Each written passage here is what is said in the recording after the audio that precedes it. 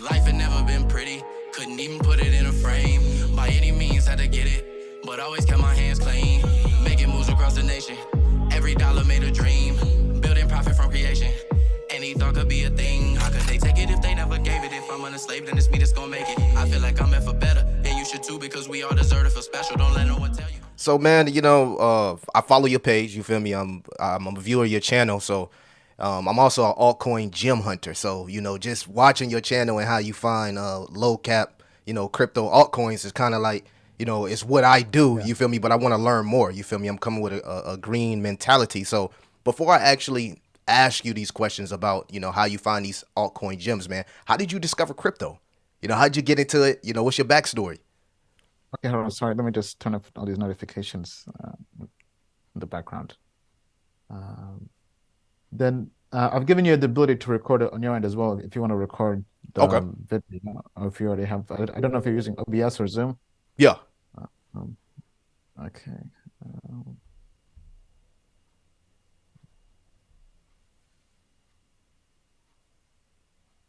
okay, I've turned that off. Okay, I'm sorry. So you're saying how I got into crypto at Yeah, the yeah, start? yeah, yeah, yeah. Your backstory, man. How'd you get into crypto?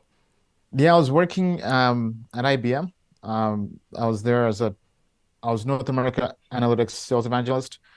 Initially, I was a technical sales engineer, then switched over to sales. Basically, I was an engineer for 3 years, then went over to the dark side sales because I heard the commission checks were bigger. Right? I was like, why am I the engineer in the room trying to help you sell the software? I think I'm gonna make five, sometimes even 10 times more through the commission checks, right? So follow the money. So I Facts. was like, you know what? I can sell. I'm a business guy. I'm a hustler. But anyway, while I was there, a friend of mine from my DC days, I went to GW in DC, George Washington, for undergrad and grad school. My master's and bachelor's was in computer engineering, so I was technical. My friend who went to Bowie State, also in the DMV, was a comp sci major. And we just kind of stayed in touch here and there. And he reached out wanting to have me connect him to the IBM Hyperledger team, right? Basically their blockchain. And I was like, what do you care about blockchain? So he told me he was a Bitcoin developer. And I was like, Bitcoin developer? What is that? I knew of Bitcoin at the time, but he also told me he was trading Bitcoin, trading cryptocurrencies and Ethereum.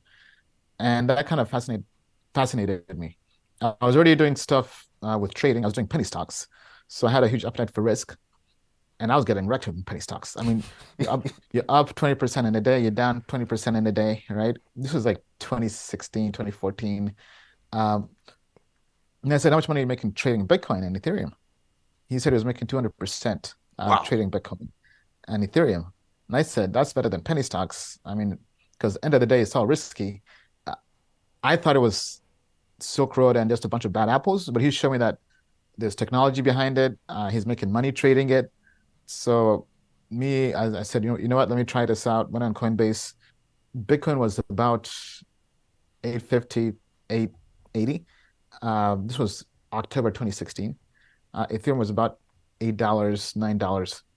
So took $100, bought some Bitcoin, took $100 more, bought some Ether because it was there, it was cheap. And the rest is history. That's what's up. That's what's up, man. So it seems like you've been in crypto for a while. Yeah, yeah. I've Yeah. been 1 year later, ended up going full time in crypto. Because I put $100 in because that at the time I didn't know much about it. That was the amount I was willing to lose. Then after 3 months, after learning more about the space, kind of going down the rabbit hole on YouTube, people like Tizen, the OGs back in the day, him and Right. Leon Fu. I love their channels. Read the book Age of Cryptocurrency and Digital Gold. That also helped out a lot. And just after 3 months, I said, you know what, this is the future of money and the next internet. I then doubled down a bit. I then began kind of dollar cost averaging every now and then, every month or two into crypto. Yeah. I put in, I think it was, I forget the amount. It was maybe like two, 2 grand, 5 grand. I forget the amount into Bitcoin and Ethereum. After I got my commission check from IBM, this was around January 2017. And Ethereum announced the Ethereum Enterprise Alliance, and Ether just went from like $10 to $40 in like a week and a half, 2 weeks. And I said, "Whoa!" Yeah. I Yeah. was I, like, "This is the most money I've ever made without doing anything." that's Right? crazy. So It's Because I was a hustler. I was doing Airbnb. I was doing Amazon FBA. I had a production company on the side, but I was like, I'm over here hustling when I can make passive income. right, right. So Right? yeah, crypto gives you a chance to like make your money work for itself. It's funny you said sales because I've been in sales all my life. I've sold solar. You know what I'm saying? I started from like going door to door, then I started selling solar, and now I'm working on building my own business. But Yeah. I gotta ask you this question. hmm When you first invested into Ethereum and Bitcoin, did you ride it out to the latest cycle, or was a lot of the gains you made from altcoins this in the 2021 cycle when everything peaked out? Yeah. When I got into the games, were mainly from Ethereum and altcoins. Okay. Uh, Even back then, I didn't really have much Bitcoin. Even today, I don't have much Bitcoin. Because to me, Bitcoin was, although it's great technology, I was like, I missed that boat. Yeah. Ethereum, because I got in at 8, $10. It went to $100. Then last cycle went to 4K. Right. So I was basically kind of dollar cost averaging. My strategy was basically ETH was my store of value, even back then. Okay. So I'll Okay. basically take uh 5-10% of my portfolio and I'll put that into ICOs, token sales. And Right. then once I take profits, I'll take profit back to Ethereum. And then I'll Right. just repeat. How do you go about finding the ICOs, man, the next up and coming ones? I mean, back then I was using sites like this was prior to like ICO or some of the sites. There were different ICO sites and calendars, Right. but eventually the alpha was finding those products before they were on the public websites. It Okay. was basically getting involved on private sales. And I learned that whole kind of strategy or game from going to crypto conferences. My first crypto Ah. conference was Token Summit. That's where they had all these projects come there and pitch. They had this pitch competition. Civic pitched, 0x Protocol pitched. Now, then after the conference, basically had a chance to meet the founders, ended up investing in 0x via the public sale, then ended up investing in Civic in the private sale, right? And that was from meeting the founder, having his contact info, and then basically kind of getting together a syndicate of investors to invest in the private sale early. And from there, ended up investing in the private sale of Chainlink and other projects, because that's where the money was. It was getting in before it was trading on exchanges, so having a public sale. Facts. And Facts. nowadays, that's kind of tough. You can still do it, going to crypto conferences, or but you can still find value in products already on exchanges, right? Like Polygon last cycle did from all-time low to all-time high, almost a 1,000x. Yeah. Now I only got a 400x off of that, but I was buying directly on exchanges. I bought it when it was about 1 cent. Right? It was hovering between 1 cent, 3 cents. It ended up going to 270 and Whew. more in Yeah. like a year and a half, basically in one cycle. Yeah. I noticed on your channel you mentioned finding Polygon and Solano and a lot of those cryptocurrencies earlier.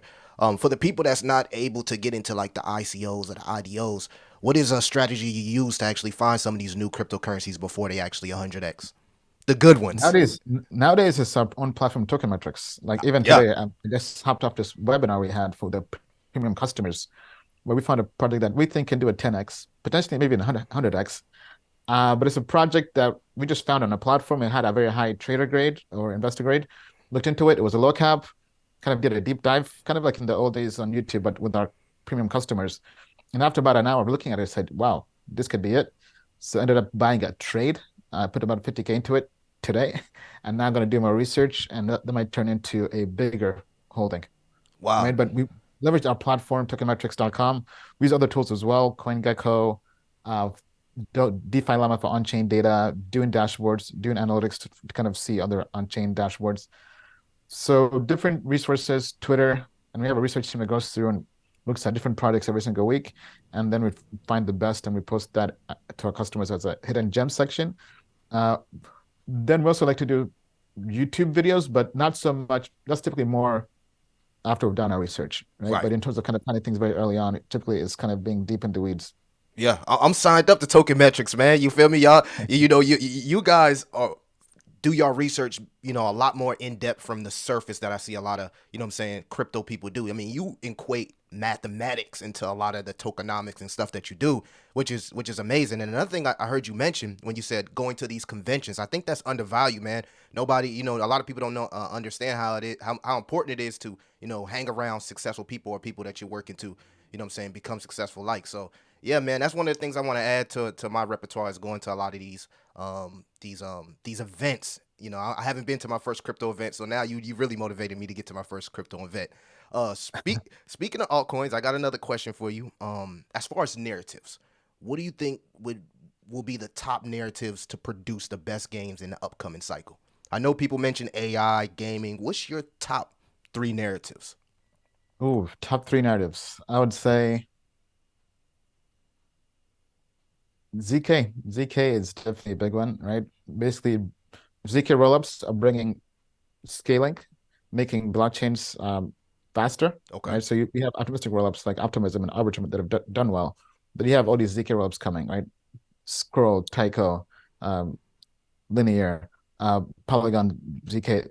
This is taken a lot faster because it's computationally more expensive Yeah. or tougher, but it's more efficient and gives us faster scaling. Right? Anything ZK is basically going to do pretty well. Okay. Well, obviously not financial advice. We want to find the best of the best, but ZK is going to be big. AI is going to be big, just because of ChatGPT. Yeah. When ChatGPT 5 comes out, anything crypto with AI, I think is going to do pretty well. Good. Good. the, Good the point. Good same way we point. saw the AI coins pump with ChatGPT 4. Obviously, you want to go through there and find the good ones. Hmm. The ones we like from a purely technology perspective. There's BitTensor, I believe, although that their tokenomics are horrible, Yeah. but as a trade, it's already a large cap. I think it's valued at over 1 billion. Yeah. Uh, we like that one. I'll give you one we just kind of discovered today. This is the one I shared on a webinar with customers. Right now it's about 22 million FTV. It's called Botto. It's similar to Nouns DAO, which was basically an NFT project last cycle that did pretty well.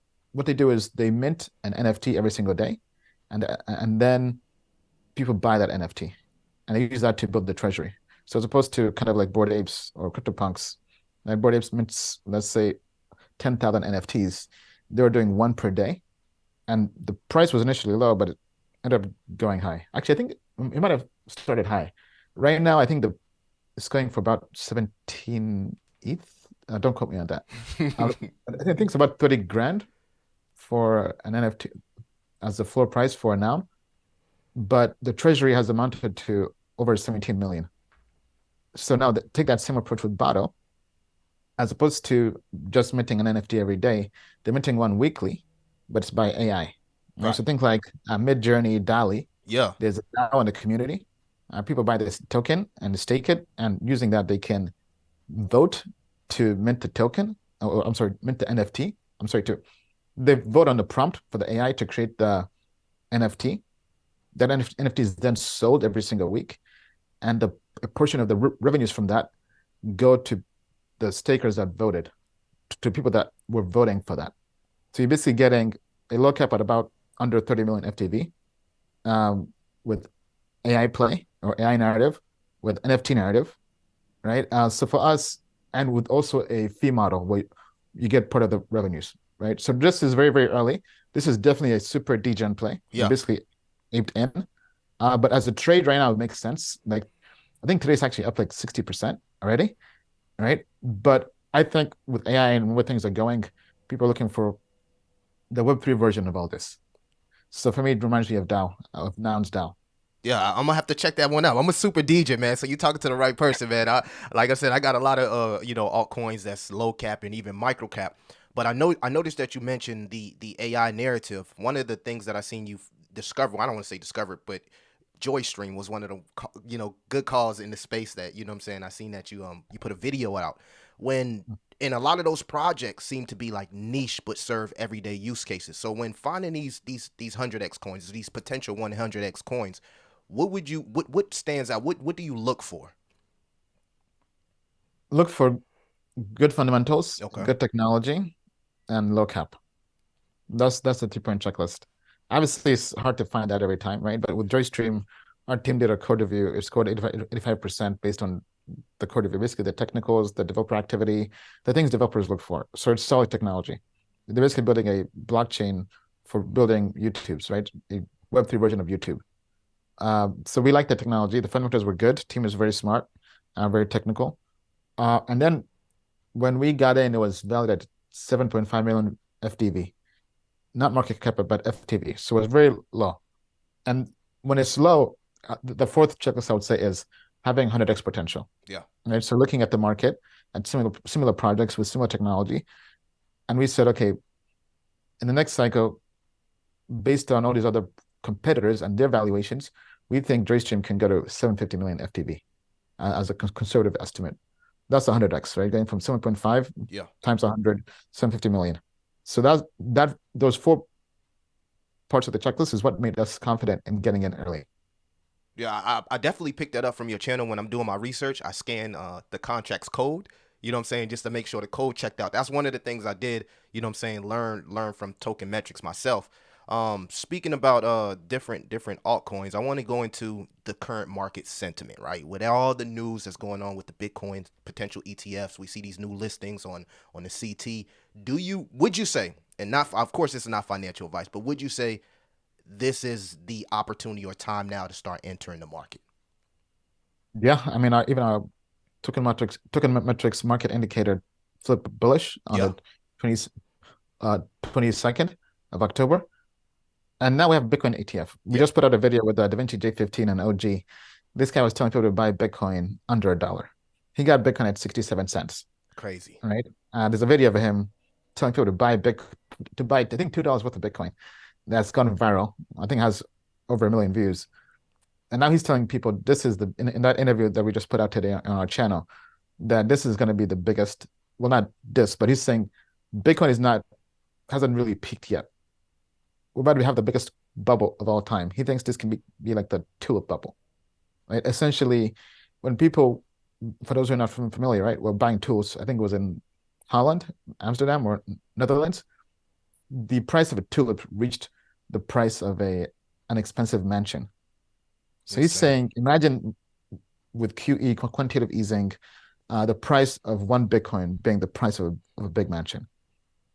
So we're talking basically over 1 million. Now he thinks this cycle Bitcoin will go to 40K, but it's pretty incredible. Now, for me, despite all that, I still don't have any Bitcoin because I think we can get the funds, the money, or the basically a rising boat lifts all tides, essentially. And I think Bitcoin does all that. There are other altcoins that will outperform Bitcoin, right? But you have to kind of be very strategic and be a sniper to find those altcoins.